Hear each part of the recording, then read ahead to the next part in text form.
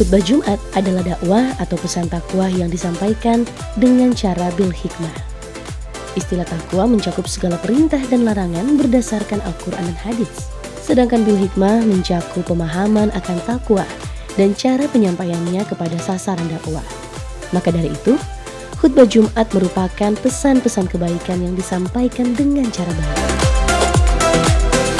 Penelitian yang dilaksanakan pada tahun 2019 di 5 provinsi di kawasan timur Indonesia, yaitu Sulsel, Sultra, dan Kaltim, serta 2 provinsi yang dipilih di mana penduduk non-muslim menjadi mayoritas, yaitu Papua dan Maluku. Balai Litbang Agama Makassar melakukan penelitian yang berkaitan dengan konten khutbah Jumat di masyarakat perkotaan di kawasan timur Indonesia yang dilakukan oleh tim peneliti bidang tekstur dan khazanah keagamaan. Nah, belakangan ini ada beberapa kasus terkait dengan khutbah Jumat yang sedikit meresahkan, misalnya dengan adanya khutbah yang berisi ajakan kebencian atau caci maki terhadap satu kelompok yang tidak disukai. Karena itu penelitian ini dilakukan untuk mengidentifikasi masalah-masalah yang terkait dengan khutbah Jumat, khususnya dalam hal bagaimana bentuk penyampaiannya dan bagaimana isi atau topik-topik yang terkandung dalam khutbah Jumat itu. Secara umum kita melakukan penelitian ini di 5 provinsi, di Sulawesi Selatan, di kota Makassar dan Parepare, di Sulawesi Tenggara di kota Kendari, di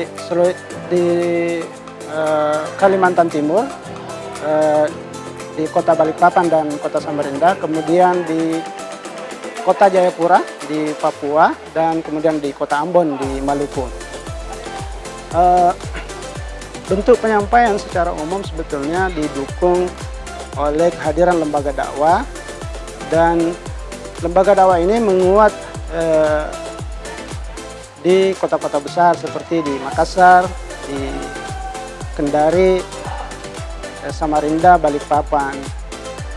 Adapun peran Kementerian Agama atau instansi terkait itu lebih menguat di kota-kota kecil seperti di Parepare, di kota Ambon, dan Jayapura.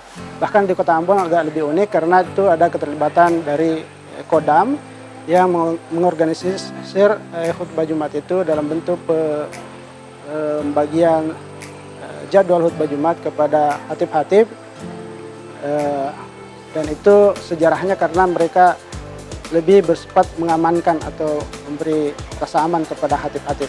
Beberapa bulan yang lalu, Balai Litbang Agama Makassar melakukan penelitian yang berkaitan dengan konten khutbah Jumat di masyarakat perkotaan di kawasan timur Indonesia,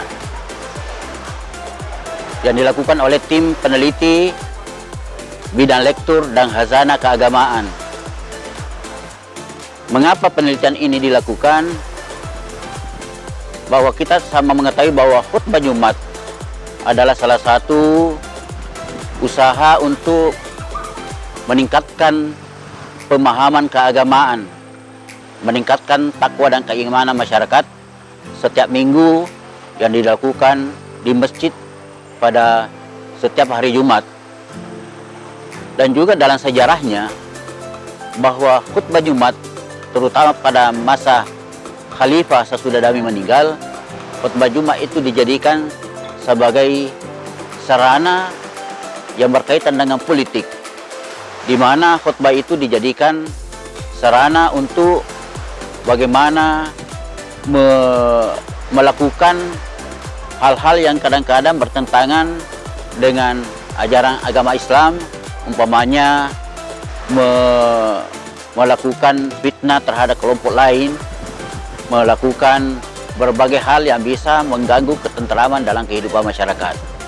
Oleh karena itu, pada zaman Khalifah Umar bin Abdul Aziz, maka semua konten-konten apa yang disampaikan kepada khatib yang bisa mengganggu kerukunan antar umat beragama dalam kehidupan umat Islam, maka dia mengganti semua itu dengan sebuah ayat yang sering khatib membacanya pada akhir khutbah, itu ialah innallaha ya'muru bil adli wal ihsan wa itaizil qurba wa yanha 'anil fahsya'i wal munkar.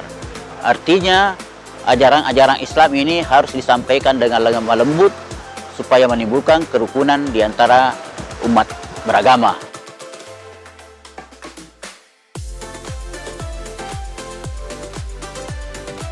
Samarinda dan kota Balikpapan mayoritas penduduknya adalah beragama Islam. Dua kota ini terdapat ratusan masjid.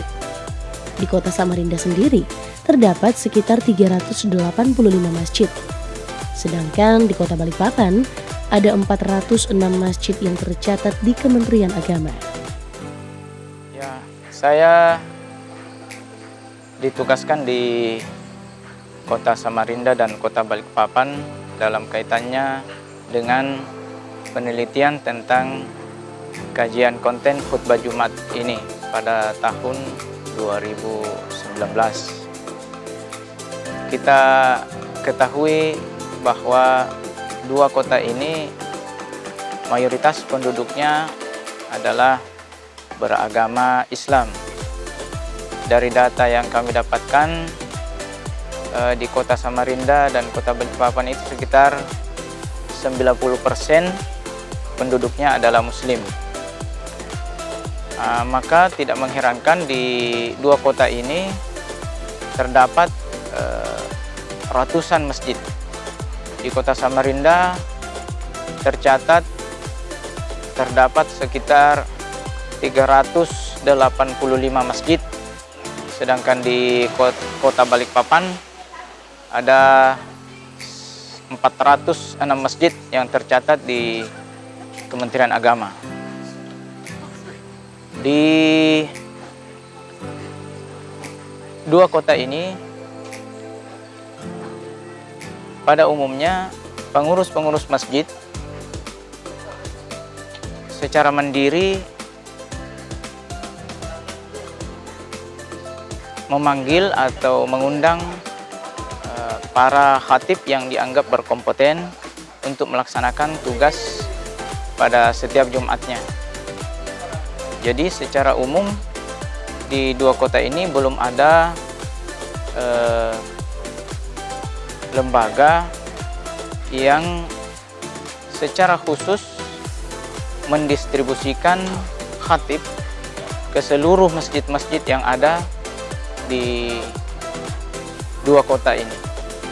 Kecuali di kota Balikpapan ada satu lembaga yang diberi nama Ikmal, Ikatan Mubalik Al-Burhan, yang didirikan sejak tahun 2008. Ini cukup aktif,